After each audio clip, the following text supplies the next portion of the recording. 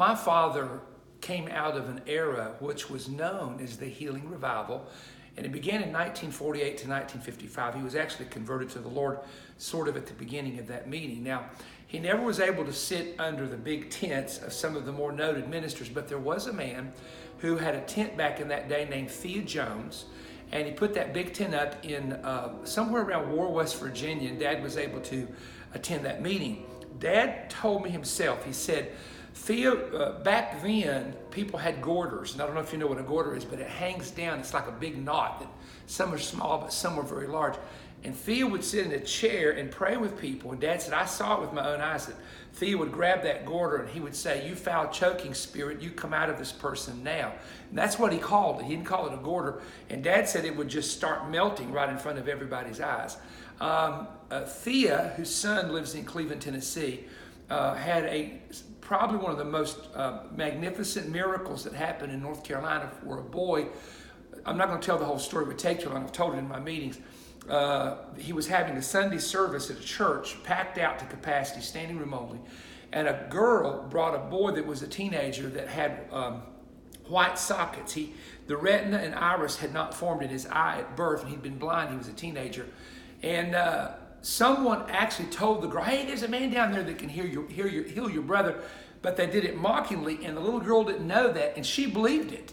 And so she interrupted the service and just drug her brother down the aisle. And the reason I know this is Monroe Horn, a pastor in the Church of God, was 3 foot away when this happened.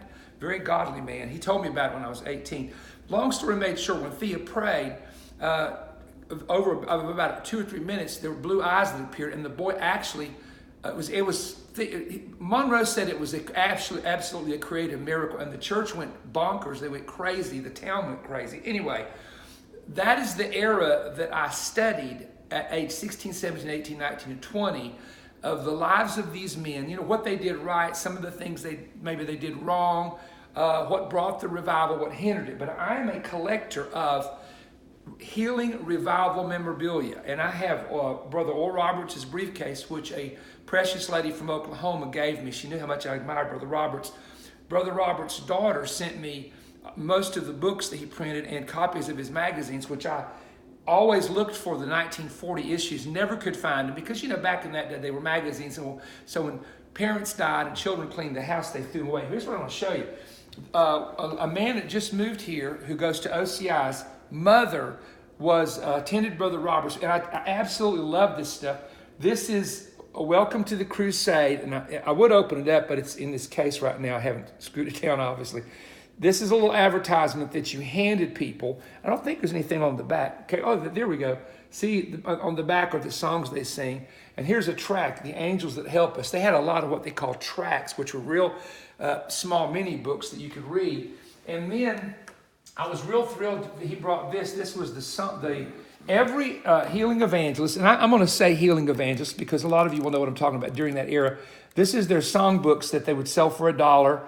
And, you know, people liked them as souvenirs of the event of the meeting. And you'd sing from there. And here's one of the older magazines. It went through a different names over the years. It was called Healing Waters, the original ones were. Then it was called Healing for a period of time. And then it was called Abundant Life. And this was a great story, by the way. This girl received a great miracle. And what he would do, they had, a lot of it was being taped for video, later for television. But you can see here that Melbourne, Australia, I got to tell you about that. He went to Australia to put up his tent, and the skeptics were so bad they threatened to kill him and his wife and his whole family. And so they had to actually get out of the country and ship the tent back. And it was Oral said it was probably the worst time of his entire life, and he had to go through a lot of reflection. But this is the abundant life issue right here. See, that's one. So, but I'm a collector of the old books and the old memorabilia. It's something I've loved to do, and I love to keep that history because the next generation needs to know the history of what God has done in the past to know, first of all, where the roots are of our belief, and also to understand that God can do it again. I'll show you one more thing here, and I'm very thankful to this lady that I met in DeLand, Florida years ago, and her daddy was a professor at a theological school in Florida. And she said, if I give you something, will you keep it? And I said, well, sure, what is it? She says, it's the Matthew Henry Commentary. Now, this is just Genesis through Deuteronomy. Look at the date on this, 1811, printed in London, first edition. And this is just absolutely amazing. This is the Matthew Henry Commentary, one of the very early editions. And you have the Bible with the commentary around it. And that's one reason why I guess I've looked at commentaries over the years, and that's one of the reasons why I wanted to put the Old Testament, New Testament together with the notes that I had studied for just many, many years of evangelizing and preaching, is to help people to glean information. I mean, I would read some of these guys and I'd say, wow, I didn't know that. Hey, I didn't know that Greek or Hebrew word meant that. And so it just opened up a brand new level of knowledge to the Word of God. So if you did not get our Old Testament commentary yet, it's still available. When we run out of copies, I don't really want to reprint. Now, Pam says you might have to reprint, but I don't want to, because if you print a lesser number, the price just keeps going up. It was a very expensive project. It's 2.5 times bigger than our New Testament. But Voice of Evangelism has those. They're owned by the Voice of Evangelism Ministry, even though we did all the work on them for 7 years. So we hope you will do that. I want to show you that because I came in yesterday and saw this envelope, and I was so thrilled, and just wanted you to know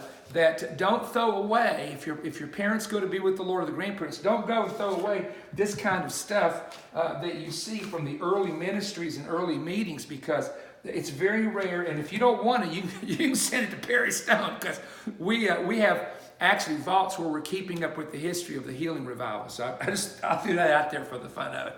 Well, I hope you enjoyed this YouTube video. We're going to do a lot more in the future, so subscribe to our channel. Give us a thumbs up right there. Thank you so much.